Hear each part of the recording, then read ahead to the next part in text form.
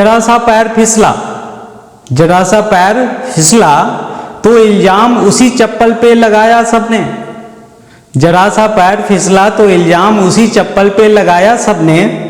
महीनों जलती धरती और कांटों से बचाया जिसने। हर हर महादेव। स्वागत है बच्चों आप सभी का हमारे YouTube चैनल महादेव ट्यूटोरियल में। बच्चों हम लोग मेटल्स और नॉन मेटल्स की बात कर रहे हैं, तो चलिए आगे बढ़ते हैं। बच्चों मेटल्स नॉन मेटल का फिजिकल प्रॉपर्टीज की बात करेंगे हम लोग। Physical properties of metals. बच्चों फिजिकल प्रॉपर्टीज की बात करें तो मेटल्स जो है ये सॉलिड स्टेट में होता है। जितने सारे मेटल्स हैं सबके सब सॉलिड स्टेट में पाए जाते हैं। सिर्फ एक एक्सेप्शन है मरकरी, जो लिक्विड स्टेट में होता है रूम टेम्परेचर पे। बच्चों मैं आपको बता दूं मरकरी के साथ साथ एक गैलियम और सीजियम मेटल्स भी है, जिसको हाथ में रखने के बाद वो लिक्विड में कन्वर्ट हो जाता है, यानी कि बॉडी टेम्परेचर से ही लिक्विड में कन्वर्ट हो जाता है। इट मीन्स उसका मेल्टिंग पॉइंट थोड़ा कम होता है। नेक्स्ट बात करें बच्चों मैलिएबिलिटी। मैलिएबिलिटी का क्या मतलब है? तो मैलिएबिलिटी किसी भी मेटल्स का वो प्रॉपर्टीज है जिसके कारण उसे हार्ड ऑब्जेक्ट से पीटा जाता है तो थिन शीट में कन्वर्ट हो जाता है। यानी कि हैमर से अगर उसे पीटा जाए तो पतला सा शीट में कन्वर्ट हो जाता है। तो बच्चों जितने सारे मेटल्स हैं सबके पास मैलिएबिलिटी प्रॉपर्टीज होता है, यानी कि आप कह सकते हैं मेटल्स मैलिएबल होता है। नेक्स्ट बात करते हैं बच्चों डक्टाइल। मेटल्स जो है डक्टाइल है। डक्टाइल का क्या मतलब है? तो metals can be drawn into a thin wire. Metals को पतले से वायर में कन्वर्ट किया जा सकता है। बच्चों इस प्रॉपर्टीज को कहते हैं डक्टिलिटी। डक्टिलिटी क्या है? तो किसी भी सब्सटेंस का वो प्रॉपर्टीज जिसके कारण उसे एक पतला थीन शीट में थीन वायर में कन्वर्ट किया जा सके, है ना। The properties of a substance by which they can be drawn into a thin wire. Next बात करें बच्चों कंडक्टिविटी। मेटल्स जो है ये इलेक्ट्रिसिटी और हीट का गुड कंडक्टर होता है। मेटल्स गुड कंडक्टर होता है, यही कारण है जो इलेक्ट्रिकल वायर बनाया जाता है मेटल्स का, कॉपर है, एल्युमिनियम है। नेक्स्ट बात करें लस्टर। बच्चों मेटल्स जो है ये लस्टर्स होता है। इट मीन्स इसका पास शाइनी अपीयरेंस होता है। अगर फ्रेशली कटेड मेटल आपको मिल जाए तो आप देखेंगे उसका सरफेस शाइन करता है, तो शाइनी सरफेस के प्रेजेंट होने के कारण लस्ट्रस नेचर कहा जाता है। नेक्स्ट बात करें बच्चों टेंसाइल स्ट्रेंथ। टेंसाइल स्ट्रेंथ का मतलब होता है लोड बेयरिंग कैपेसिटी। आप समझ सकते हैं मेटल्स हार्ड होता है जिसके कारण इसका लोड बेयरिंग कैपेसिटी ज्यादा होता है, तो आप कहेंगे टेंसाइल स्ट्रेंथ मेटल्स का ज्यादा होता है। नेक्स्ट बात करें हम लोग मेल्टिंग पॉइंट। बच्चों मेटल्स हार्ड होता है, सॉलिड स्टेट में होता है, तो निश्चित रूप से इसका मेल्टिंग पॉइंट ज्यादा होगा। मेल्टिंग पॉइंट ज्यादा होता है, हाई मेल्टिंग पॉइंट होता है, लेकिन एक्सेप्शन है इसमें मरकरी, सीजियम, गैलियम। मरकरी तो रूम टेम्परेचर पे ही लिक्विड स्टेट में मिलता है, और सीजियम गैलियम को हाथ में रखने के बाद वो लिक्विड में कन्वर्ट हो जाता है। यानी कि मेल्टिंग पॉइंट इतना कम है जो बॉडी टेम्परेचर से ही लिक्विड में कन्वर्ट हो जाता है। नेक्स्ट बात करें बच्चों बॉइलिंग पॉइंट। बॉइलिंग पॉइंट चूंकि मेटल्स हार्ड होता है तो आइडिया आप लगा सकते हैं बॉइलिंग पॉइंट क्या होता होगा, हाई होता होगा। तो metals have high boiling point, लेकिन यहाँ पे एक्सेप्शन सोडियम और पोटेशियम है। रिलेटिवली अदर मेटल के रिलेशन में अगर अदर मेटल से कंपेयर किया जाए तो सोडियम और पोटेशियम का बॉइलिंग पॉइंट थोड़ा सा कम होता है। नेक्स्ट बात करें बच्चों डेंसिटी। डेंसिटी का मतलब होता है the ratio of mass to the volume. तो जितना भी मेटल्स है सभी का इंटरमॉलिक्यूलर फोर्स ऑफ अट्रैक्शन काफी ज्यादा होता है, जिसके कारण सारे पार्टिकल एक दूसरे से जैम पैक्ड अरेंज होता है। तो जैम पैक अरेंजमेंट होने के कारण इसका वॉल्यूम कम हो जाता है और अल्टीमेटली डेंसिटी ज्यादा हो जाता है। बच्चों आप जानते होंगे डेंसिटी इक्वल टू होता है मास बाई वॉल्यूम। तो जिस किसी सब्सटेंस का वॉल्यूम कम होगा उसका डेंसिटी ज्यादा होगा। नेक्स्ट बात करें हम लोग, हाँ डेंसिटी में आप ये मेंशन कर सकते हैं सोडियम एंड पोटेशियम। बच्चों सोडियम एंड पोटेशियम का डेंसिटी कम होता है तो मेटल ही, लेकिन डेंसिटी इसका कम होता है। नेक्स्ट बात करें सोनोरस। सोनोरस क्या होता है? तो मेटल सोनोरस होता है। इस प्रॉपर्टीज को कहते हैं बच्चों sonority, the properties by which a substance produces ringing sound when struck by a hard object. किसी सब्सटेंस को हार्ड ऑब्जेक्ट से हिट करें और वो रिंगिंग साउंड प्रोड्यूस करें, उस प्रॉपर्टीज को कहा जाता है सोनोरिटी। तो आप समझ सकते हैं मेटल सोनोरस होता है, यानी कि मेटल्स को किसी हार्ड ऑब्जेक्ट से बीट किया जाए तो वो रिंगिंग साउंड प्रोड्यूस करता है। ठीक है, नेक्स्ट बात करें हम लोग बच्चों, नेक्स्ट है metals can form alloy. Alloy क्या होता है बच्चों? दो मेटल्स और एक मेटल और एक नॉन मेटल का होमोजीनियस मिक्सचर एलॉय कहलाता है।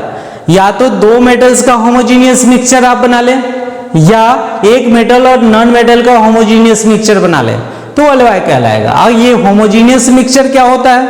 होमोजीनियस मिक्सचर का मतलब होता है the mixture which have uniform composition.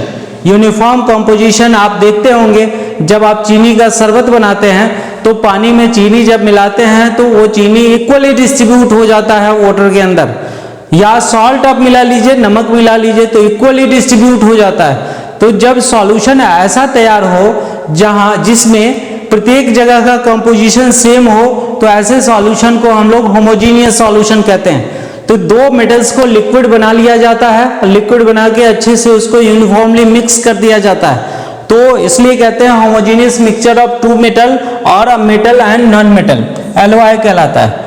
Alloy की बात करें बच्चों, आपके लिए खास इंपॉर्टेंट एलॉय है ब्रास, जो बना होता है कॉपर और जिंक का।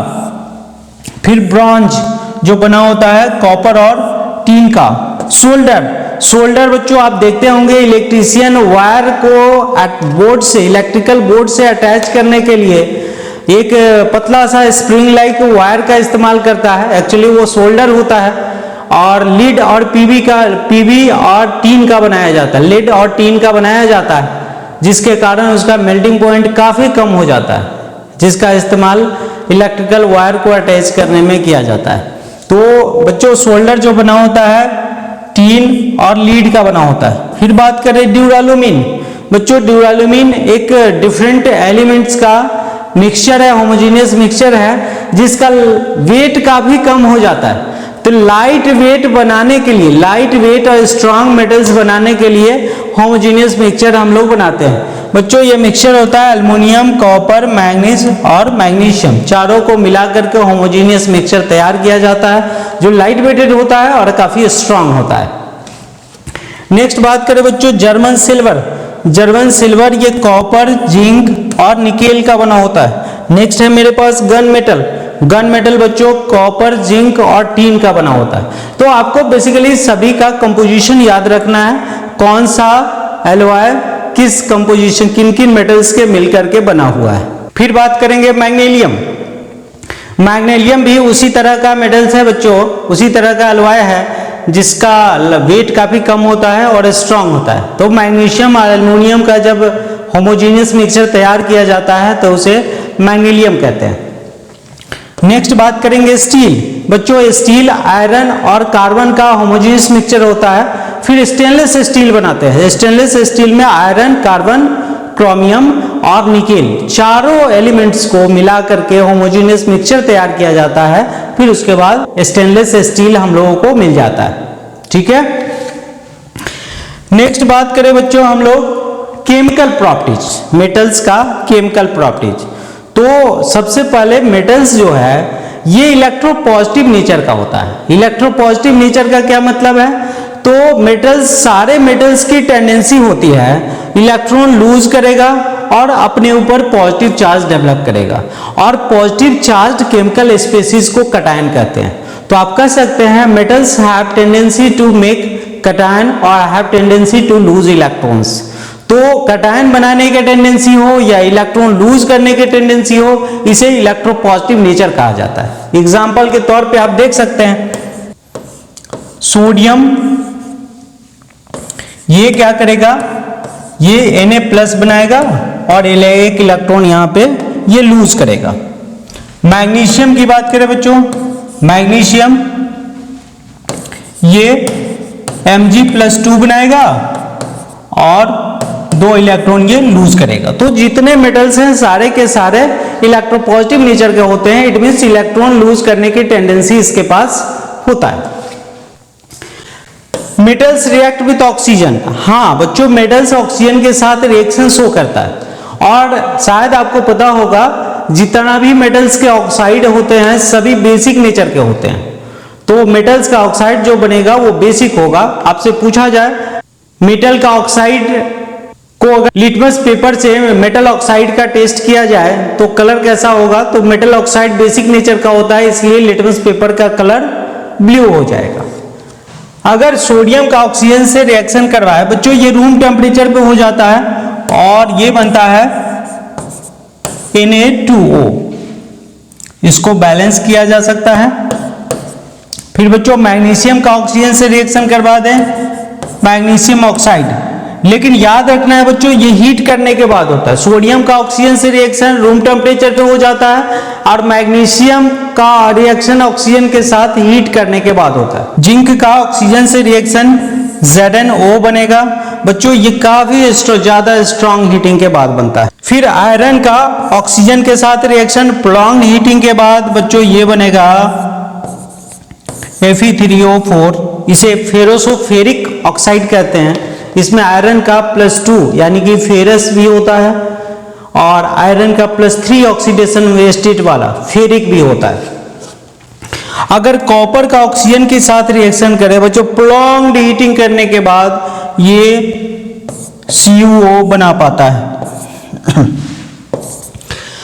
अब यहां से हम लोग रिएक्टिविटी चेक करें बच्चों, तो आपको दिख रहा है ये रूम टेम्परेचर पे, इसे हीट करने के बाद जिंक को स्ट्रॉन्ग हीटिंग के बाद, Fe को स्ट्रॉन्ग हीटिंग के बाद और प्रोलॉन्ग्ड हीटिंग के बाद। तो रिएक्टिविटी की बात करें तो सबसे ज्यादा रिएक्टिव होगा बच्चों सोडियम, इसके बाद मैग्नीशियम, इसके बाद सेरेन, इसके बाद रिएक्टिव होगा बच्चों Fe और इससे कम रिएक्टिव होगा CO। तो इस तरह से आप रिएक्टिविटी पता कर सकते हैं ऑक्सीजन के रिगार्डिंग कैसा रिएक्शन है।